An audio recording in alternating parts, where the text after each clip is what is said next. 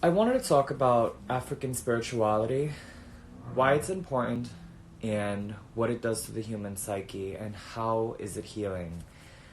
Um,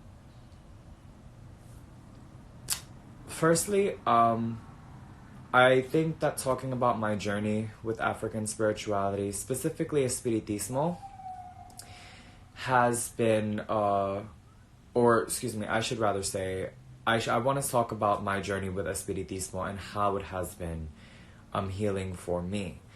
Now, when I mention African spirituality, I am taking into account and, fully crediting that the spirituality that I practice is a conglomerate of African spirituality and Taino spirituality, but very predominant, in Africa.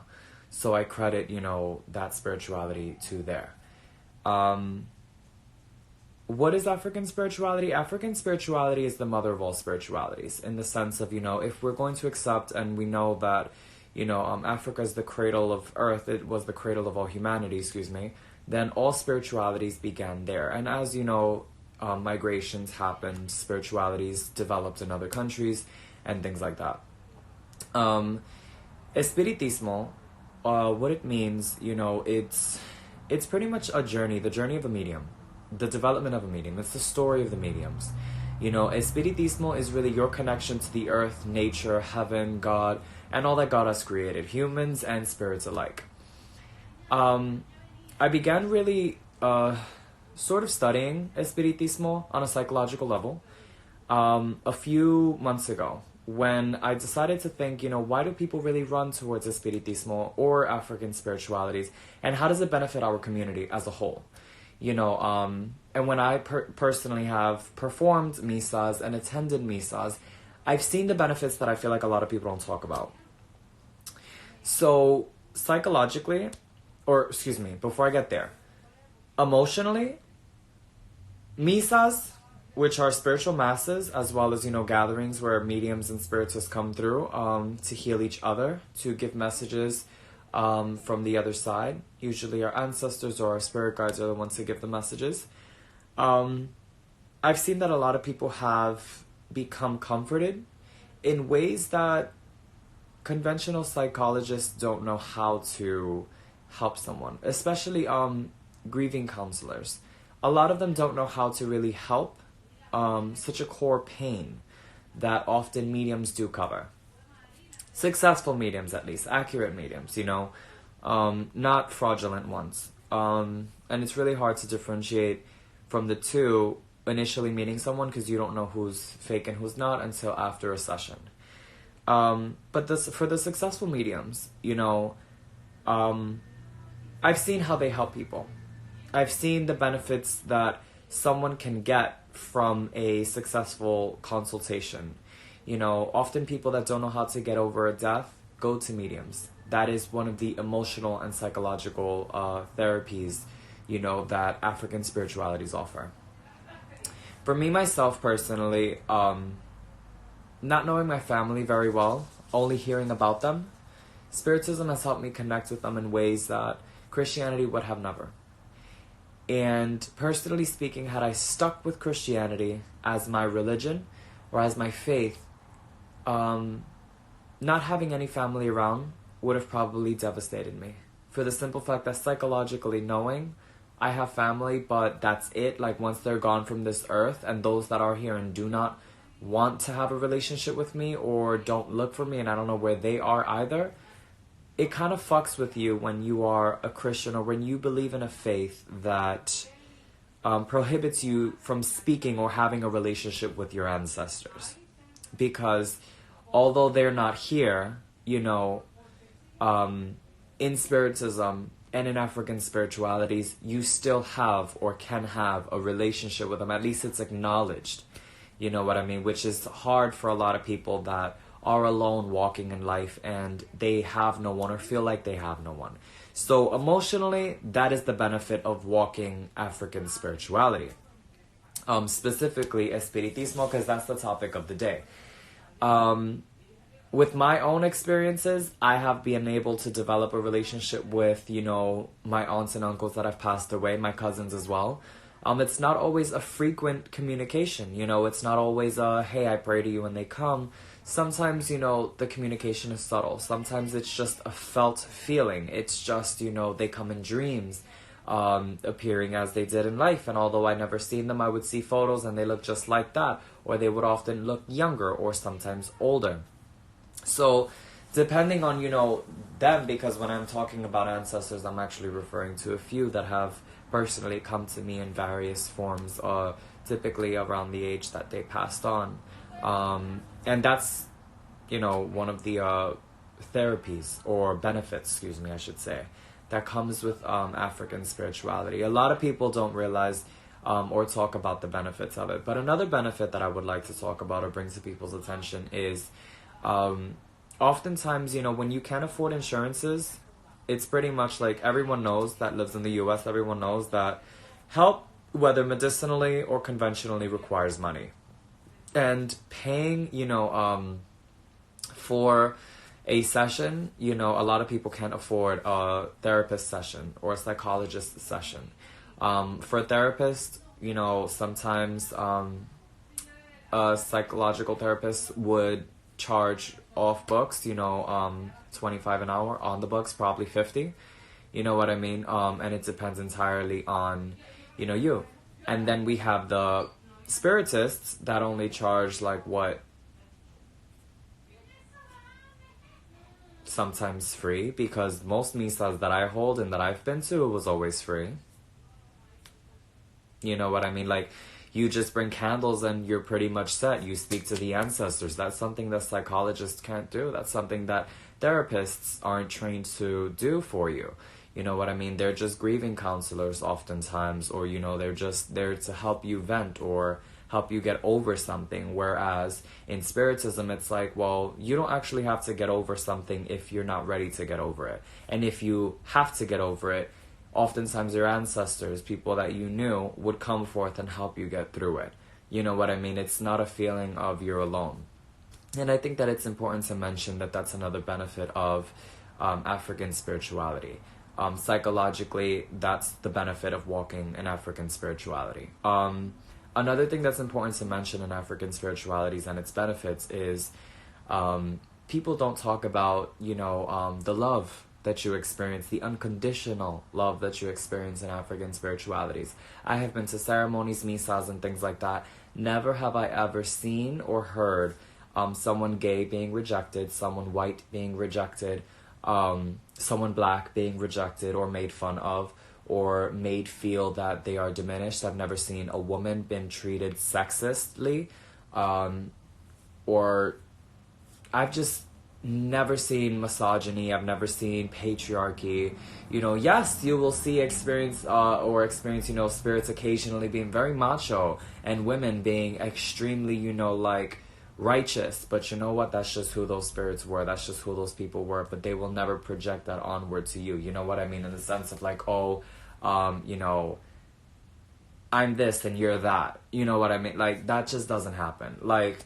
So that's another benefit psychologically of, Spiritism that a lot of people don't talk about, because, that can be traumatic for some people, and Spiritism takes into account that the spirits know who you are, especially if they're your ancestors. They walk with you. Your spirit guides walk with you. They know you. So they will never treat you as though you are below them. Whereas in a lot of religions, they treat you to guilt yourself over who you are, over who you were born as.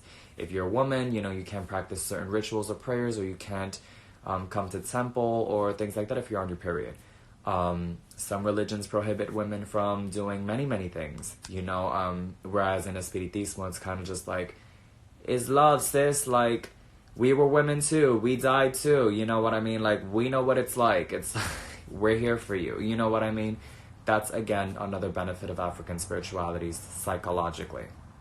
And these are all things that people, again, I'm mentioning all of this and I'm making a video to post it on my YouTube because these are things that people don't talk about. It's like when they talk about African spiritualities, people just want to focus on the negative.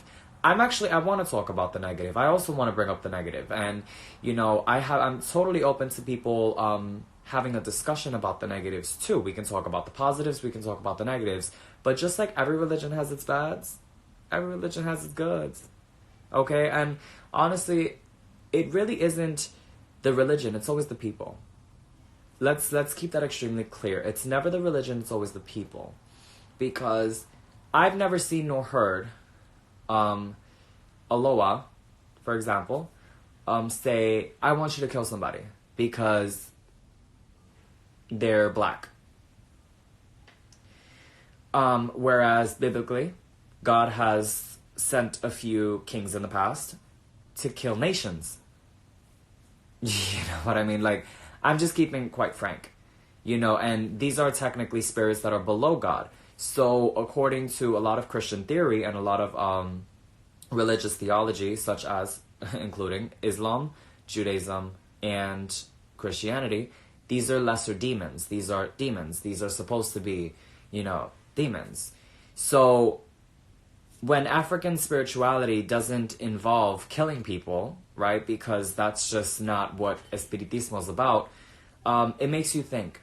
You have to accept the fact that it was made up by Christians, by Islamic people, by Jews. Simply because, and I'm not speaking against these people, I'm speaking about the theology, the religious theology, the ideas, the theories, you know, against different religions. And this is obviously one of the most targeted ones. So let's talk about the bads. Okay, the bads of African spirituality. Let's get into it. The bads is you will be waking up in the middle of the night sometimes. Why? Oftentimes they want to talk. Sometimes we have to remember that spirits don't have a body. They no longer have a body. So they, you know, they don't have a clock like we do. They don't have a body, so they're always up. You know what I mean? So if you're sometimes waking up at 3 o'clock in the morning and wondering why, it could be an ancestor or it can be a spirit guide trying to tell you something is coming or something is up or something is wrong or, you know, you need to do something. And if you didn't get it throughout the day because you're a very busy person with a lot in your head, the spirits wake you up. It's normal. Egun has been great to me. Love them with my whole heart, and they've helped me many times. Recently, it feels like the connection is super off and feels like I'm left alone. Any advice to reconnect? This is another thing. But this is more so, I wouldn't say that this is a bad, this is more so a connection to the theory that these spirits are demons, right? Technically, let's take into account, before I answer your question, let's take into account the theory that all spirits, like what we talk to and what we pray to on behalf of, you know, our family members and everything, let's take into account that they're technically demons, right? Demons technically refuse to acknowledge a higher power. Across the board, in theology, in Christian theology and Islamic theology, that is across the board. They all do not acknowledge a higher power. They refuse to answer to a higher power except, you know, I don't know, their Lord Satan or whatever. But even still, a lot of them hate to accept a higher power like God or, you know, when you mention Jesus Christ, they crumble, go away, and they get scared, right? That's one. Two, they enjoy fights, war, you know, lust. They enjoy greed. They enjoy separation. They enjoy, you know, and this is just like across the board too. They enjoy just like hectic shit, right, going on, right? But in connection to that, God is a jealous God. God also in the book of Leviticus requires blood sacrifices, including his son. Look at that shit. God required, you know, animal sacrifices. God required bloodshed. God also required wars. God also required, you know, for chaotic things and for people to be separated. There was a lot in the book of Leviticus. You will find a lot about God. Honey, people don't talk about that one. And Jews still believe only in the Old Testament. So that includes the book of Leviticus. In Islam, same shit, honey. There are blood sacrifices. You know, there's a lot. Okay? So, going back to it. The Loa, across the board. Yes. They accept blood sacrifices. Is it every fucking time? No. Do they ask us to be lustful, go sleep around with thousands of men? No. Are they greedy? No. They even give from their own altars. They even tell us to give when we are given. That doesn't sound like a demon to me. What else do demons do? Demons, they reject God. They don't acknowledge a higher power. These spirits only come down when you mention God. Okay? You have to open ceremonies with prayers to God first, or they're not coming down. I've seen it. I walk it. I do it. Okay? So it's like, when people tell me that these spirits are demons, where, baby? Where? They don't leave when the presence of Jesus is here. I've seen it. We got crosses everywhere on the altar. Demons where? I'm trying to understand. Because according to biblical texts, demons also don't like the Bible. Oh, honey, I have my Bible right on my altar. Demons where? Okay? Now, to answer your question, sorry, I know I got sidetracked. I just wanted to clarify this. We're not Christians, honey. That's why demons and those ideas don't apply to our Loa. They don't apply to our ancestors. They don't apply to our spirit guides. Because they're not demons. You know what I mean? If Christians understand demons better than we do, okay, then that's another story.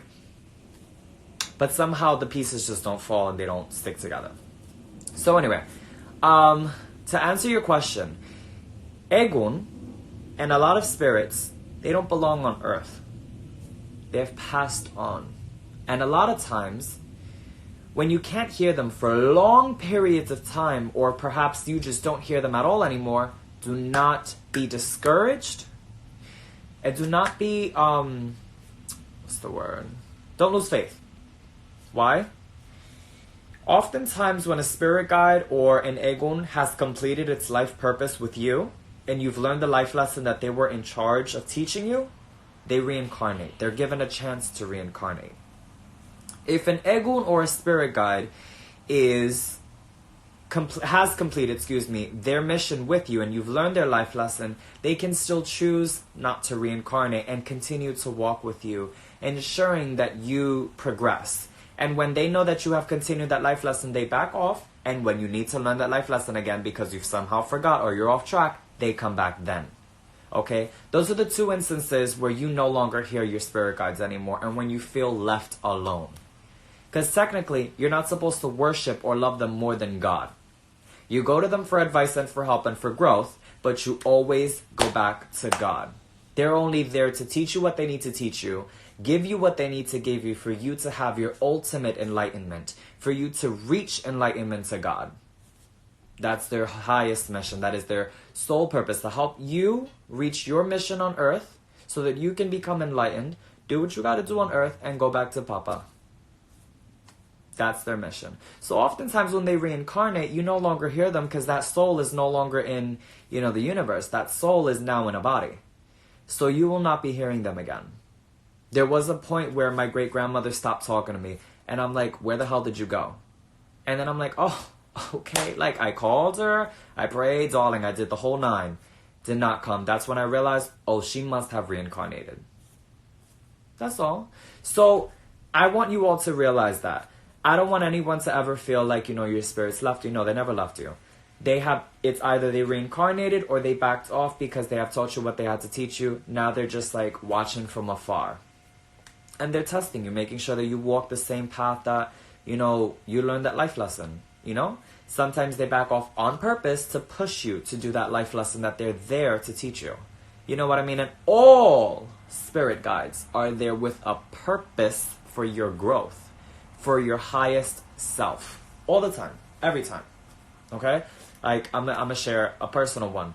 One of my spirit guides told me that she's here to help me relax and live my best life. When I reflected back on who the hell I was like, I really need this. I really do. I really do need to just learn to just live in the now, be chill, be still, and just enjoy the moment. That's a life lesson. That's important for my growth. Hell yes. What if I don't want them to reincarnate? I don't want them to leave. Well, that's not up to you, honey. That would be selfish.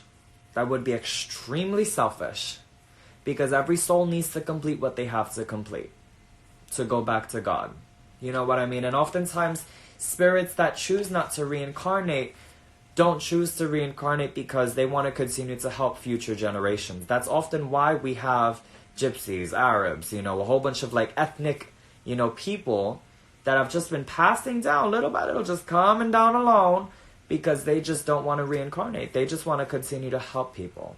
And God honestly promotes a soul like that. That soul becomes purified and holy.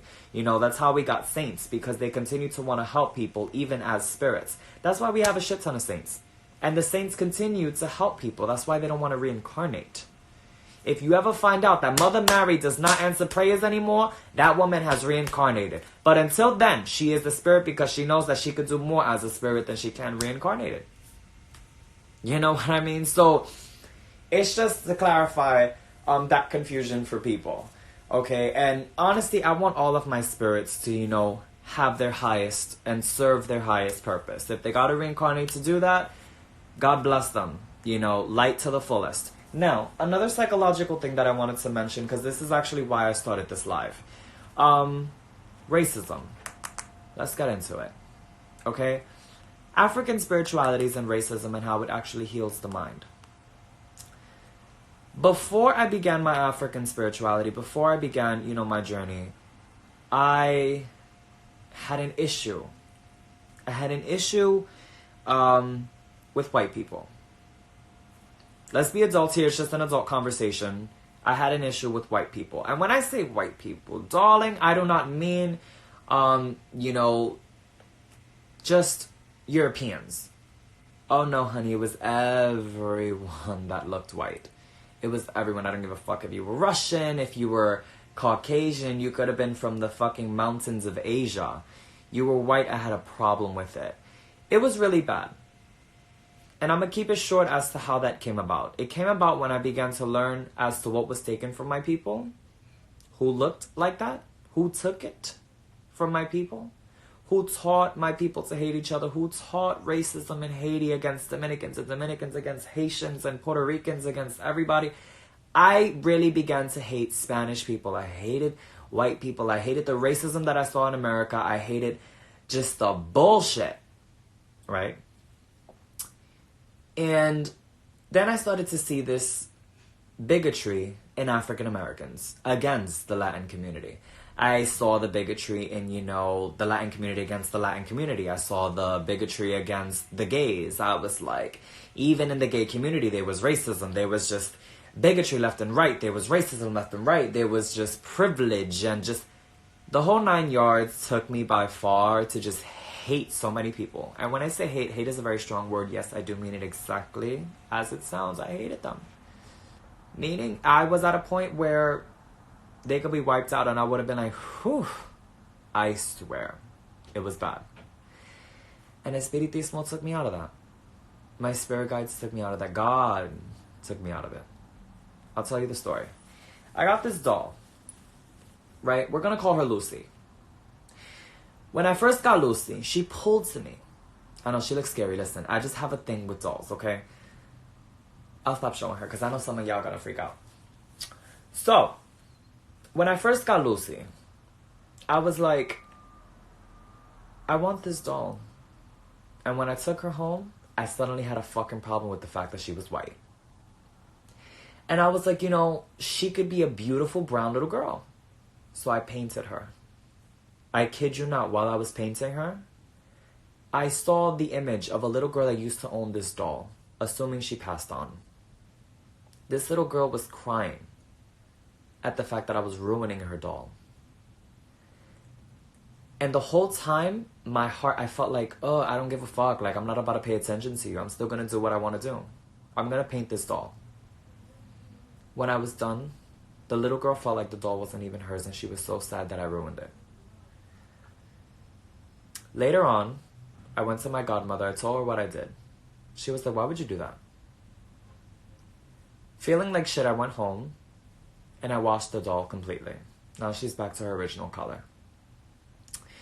In order to gain the forgiveness of the spirit, I painted the doll to make her prettier. Gave her a little ponytail and everything. Then I began to just leave her. People that would come over, they would see my altar beautiful. Everyone has a chair, everyone has a stance on my altar except for this little doll.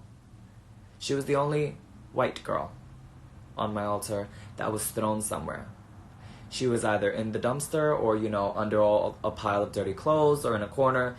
And, a lot of people don't realize spirits, even dolls. If I die today, this body is just a vessel. I'm still a spirit. I'm still who I am. This body's just a vessel. This doll is just a vessel for that spirit. And a dead body and a doll are no different. They can't speak, they can't move. But it's still a vessel. It still has a connection to the dead spirit. Just like this doll still has a connection to that little girl. It wasn't up until today, I kid you not. I've had this doll. I finally took her up today. I looked her in the eyes. And I was like, Lucy, I'm sorry.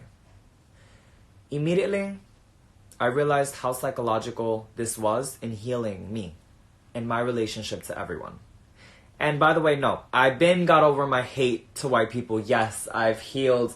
I'm telling you, that was a long ass time ago. There were so many misas that I've been to, so many ceremonies where honestly the hate just leaves. And for your own spiritual growth, you have to let go of hate. But that's a whole other story. That's another thing that African spirituality teaches you. If you want to get closer to God, you have to learn to let go of just things that aren't helping you grow. And if hating people is blocking your blessings or not allowing you to grow, you gotta let that shit go. You gotta let it go. Whether it's a trauma or whatever the case is, even if it happened to you, you have to learn to let it go so that it can stop allowing you to be in that moment all the time, suffering in that hate for that moment all the time. Whatever caused you to hate people, that moment you drag it on the more you continue to repeat it in your head and justify it in your head. And psychologically, African spirituality checked me, okay? Corrected my shit. So, I finally picked up Lucy, looked her in the eyes. I genuinely had to tell her, I'm sorry. And I explained to this doll, to Lucy, why I was mentally where I was and how I got there. And I apologized to Lucy because Lucy deserved an apology. And remember, we don't worship idols, we don't worship dolls. I'm talking to the spirit. And the spirit of Lucy Progreso, honestly, Lucy Progreso, I hope she finds peace.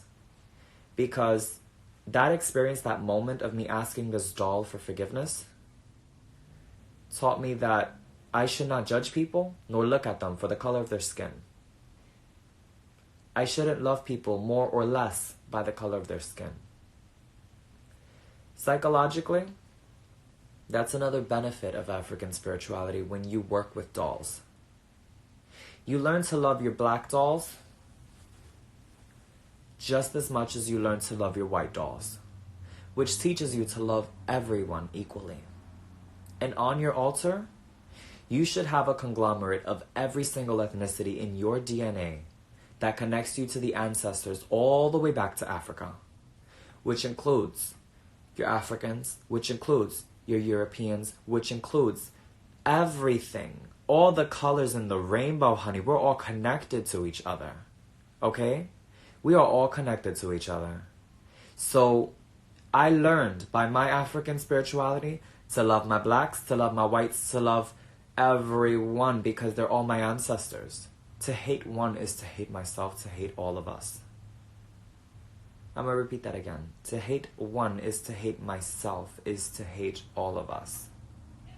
If I dishonor one person, I'm dishonoring our Lord and Father. I'm dishonoring our Holy Mother. I'm dishonoring God, Almighty Creator, because He made us all perfect. Okay? It is just our actions that are a bit fucking imperfect right now. But on my altar, if I can love the black and the white and everything in between, I can love humans too. So that is the important thing of taking care of your spirits and your spirit guides, okay? That's just the biggest message that I really wanted to come on this live through today, because a lot of people don't realize why we have dolls of all shades and colors. and the psychological influence that has on the human mind. My African spirituality taught me to love people more. So can't nobody tell me that these are demons. Demons don't help you love anybody, darling. They help you use people. According to Christian texts and according to fucking theology. Like, so that's just something that I really wanted to tell you all. Okay? Love everyone as you love your altar. As you love God. And honestly, I judge people that walk spirituality, African spirituality, and act like they're top shit above people. You're not above anybody, doll. A title is just a title. A title is just a title. And if I'd allow my title to get to me, doll, I'd be vibrating so motherfucking low. I ain't trying to be there. I'm walking towards enlightenment, doll. I'm walking towards God. I'm not here to hate nobody. You know? Is it bad that I think I need to break away from white society? I don't hate them, but a break would be nice. Do what you gotta do. Do what you gotta do. I was there. But just understand that, you know, there are differences, and sometimes you gotta love people for their differences and live the example that you want people to live by you. If I was a hateful person, or continue to be, I was teaching my friends to be hateful too. I promise you. I saw it. My friends went from, for example, I had a friend. He went from only dating white guys to suddenly dating black guys. Just because I continued to like tell him, this is what white people do. This is what white people do. Look at this. Look at this. Look at this shit. I was spreading hate. I was making him focus on hate. You don't learn that way. That's not the route you want to go. That's not the route you want to go. I promise. Like, I promise you. You don't want to go down that route. You're only vibrating lower. And trust me, when you die, all you have is your memories and your soul. And if your soul is living in that hate as a spirit, you won't be able to guide anyone. Imagine me in that phase, coming to somebody, telling them, yo, hate this person. Look at them, they're white. I would get rebuked out my ass. They would think I'm a demon. Like, I would get so fucking rebuked. Like, what? Imagine coming to somebody like, oh yeah, hate that person because of da-da-da-da-da. How am I helping this person go to God? Be honest. Imagine yourself as a soul. You died today, for example. You died today, tomorrow you're guiding your grandchildren. What do you have to guide your grandchildren with? How are you helping them come to God? Important questions, yes? How are you helping them reach enlightenment? How are you helping them reach growth? Important questions, yes? It's important. That's what our ancestors do for us. And not a lot of them can teach us because we don't vibrate on those low levels where they are. That's why on the Boveda, you have to raise them. You have to give them light. Because you're basically helping them elevate. That's how they're able to speak to you. But they were once vibrating very low. And some of them are so fucking low, you can't even hear them. We'd go crazy if we were vibrating low. We'd go fucking insane if we were vibrating on their level at all times. Do you know how many spirits? That's why hell is technically like the lowest part. Because they're all vibrating so low. And they're attacking each other, like telling each other, ta-ta-ta-ta-ta. They're all vibrating on the same. Yo, you don't want to even go there. Like, let it go. Hell is a conscious state. It is not where God puts you. You put yourself there, okay? That is the end message. You want to get the fuck out of your chances of being there? You got to elevate yourself. You got to, be nice, be peaceful, be loving. It's so fucking simple. You first got to learn to forgive, learn to accept, and learn to let go. And you don't got to fuck with everybody. That's another thing that people have this confused. That you got to forgive and continue to fuck with somebody. No. Forgiveness means you learn the lesson. You don't go back. That's the lesson here. You learn the lesson. You don't go back. That is what forgiveness is. You don't have to be friends with everyone. You don't have to be friends with... I have forgiven so many people. I have forgiven my father. But damn... That man he don't belong in my life no more. He better not come back. Like, I forgave my dad, but it's like, no, he does not belong in my life anymore. He does not serve any part of my life except for what he did. What he did taught me to be a better dad. In him not being there, he has taught me to be such an amazing person. But I have forgiven him. Therefore, I do not need that chapter in my life open ever. And if the Lord wills it, you know, well, we'll get there when we get there. But for now, I'm fine. Okay, you know? And it's like, you forgive to just let that pain go. But damn, like, you got to, you know, just forgive to be a peaceful person. Okay? That's all the message that I wanted to give you all. In closing, African spirituality is important. Okay? There's a lot of things that I want for all of my friends. There are so many things, so many things that money will never be able to buy that I want for all of my friends. But I love you all so much. I do this for you. I talk about these things for all of you. I do all of this for all of you. I came to Earth again. I reincarnated for all of you. I had to come back and do these messages so that you all can write them down like, you know, the scribes do and the shit. I'm not calling myself a prophet. But I'm saying that these are the loving messages that are important to write down, to pass on and teach, you know? You gotta teach your kids. But I love you all. I hope you all take notes. These are things that I don't want to keep coming back to Earth, bitch. And I told myself, I'm coming back 500 years later if I have to. But if these messages continue to be passed down and we can learn to not hate, yeah, I'm not coming back, bitches. I love you all. Luz y progreso.